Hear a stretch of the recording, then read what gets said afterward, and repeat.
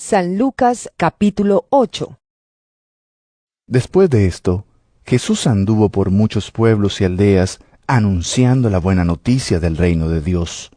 Los 12 apóstoles lo acompañaban, como también algunas mujeres que él había curado de espíritus malignos y enfermedades. Entre ellas iba María, la llamada Magdalena, de la que habían salido 7 demonios.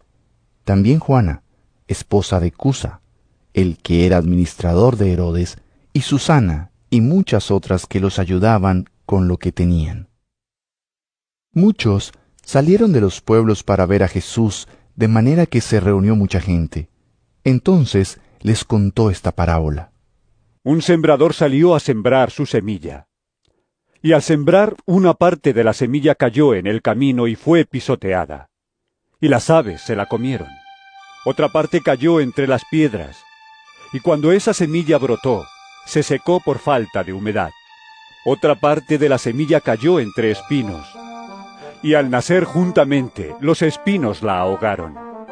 Pero otra parte cayó en buena tierra, y creció, y dio una buena cosecha, hasta de 100 granos por semilla.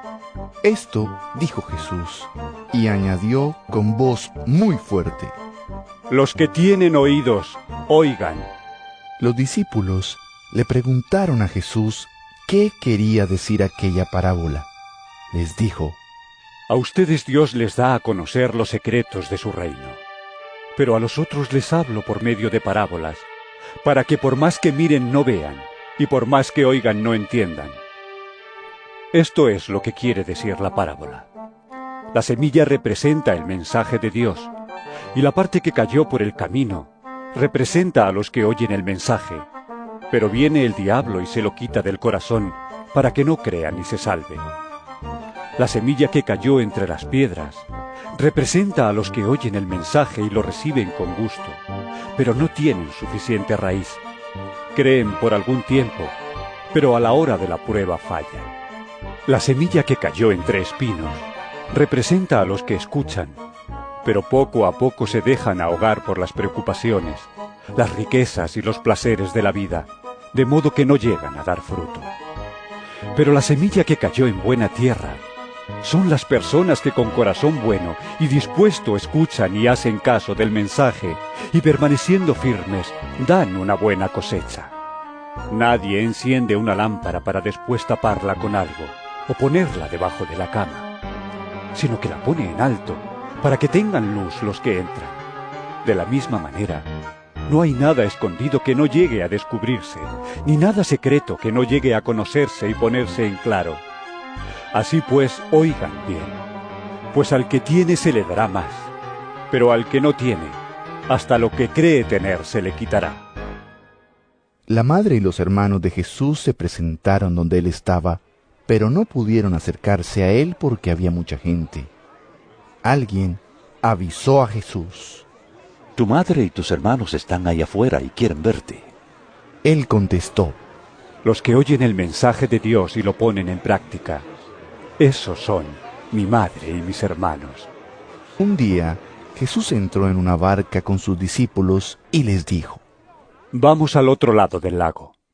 Partieron pues, y mientras cruzaban el lago, Jesús se durmió. En esto, se desató una fuerte tormenta sobre el lago, y la barca empezó a llenarse de agua y corría en peligro de hundirse. Entonces fueron a despertar a Jesús diciéndole: ¡Maestro! ¡Maestro! ¡Nos estamos hundiendo!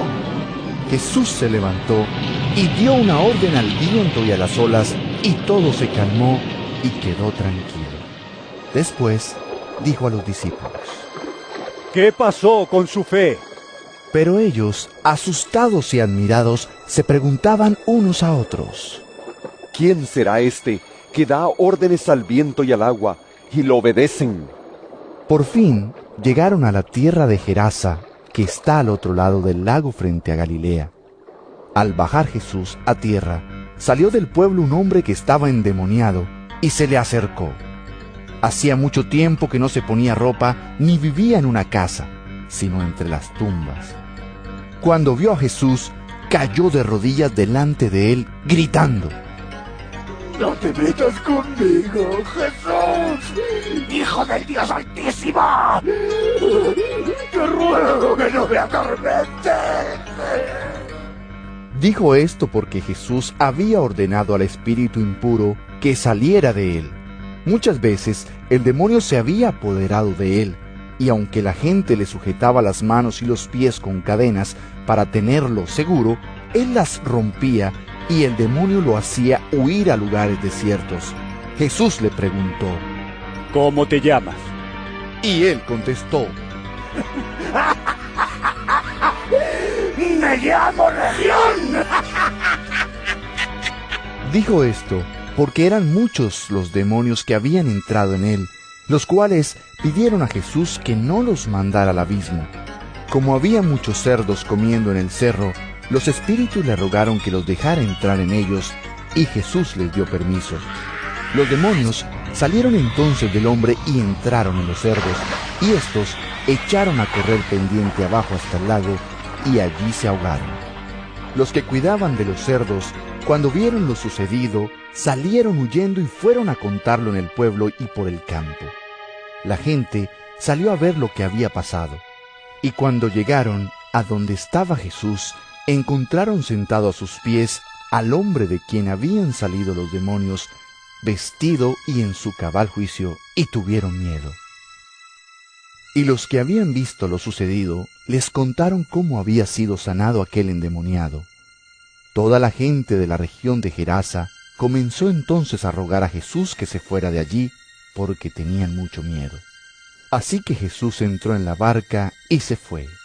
El hombre de quien habían salido los demonios le rogó que le permitiera ir con él, pero Jesús le ordenó que se quedara y le dijo: Vuelve a tu casa y cuenta todo lo que Dios ha hecho por ti. El hombre se fue y contó por todo el pueblo lo que Jesús había hecho por él. Cuando Jesús regresó al otro lado del lago, la gente lo recibió con alegría, porque todos lo estaban esperando. En esto llegó uno llamado Jairo, que era jefe de la sinagoga. Este hombre se postró a los pies de Jesús y le rogó que fuera a su casa, porque tenía una sola hija de unos 12 años que estaba a punto de morir. Mientras Jesús iba, se sentía apretujado por la multitud que lo seguía. Entre la gente había una mujer que desde hacía 12 años estaba enferma, con derrame de sangre, y que había gastado en médicos todo lo que tenía sin que ninguno la hubiera podido sanar. Esta mujer se acercó a Jesús por detrás y tocó el borde de su capa, y en el mismo momento el derrame de sangre se detuvo. Entonces Jesús preguntó: ¿Quién me ha tocado? Como todos negaban haberlo tocado, Pedro dijo: Maestro, la gente te oprime y empuja por todos lados. Pero Jesús insistió: Alguien me ha tocado, porque me he dado cuenta de que de mí ha salido poder. La mujer, al ver que no podía esconderse, fue temblando a arrodillarse a los pies de Jesús. Le confesó delante de todos por qué razón lo había tocado y cómo había sido sanada en el acto. Jesús le dijo: Hija, por tu fe has sido sanada. Vete tranquila. Todavía estaba hablando Jesús cuando llegó un mensajero y le dijo al jefe de la sinagoga: Tu hija ha muerto.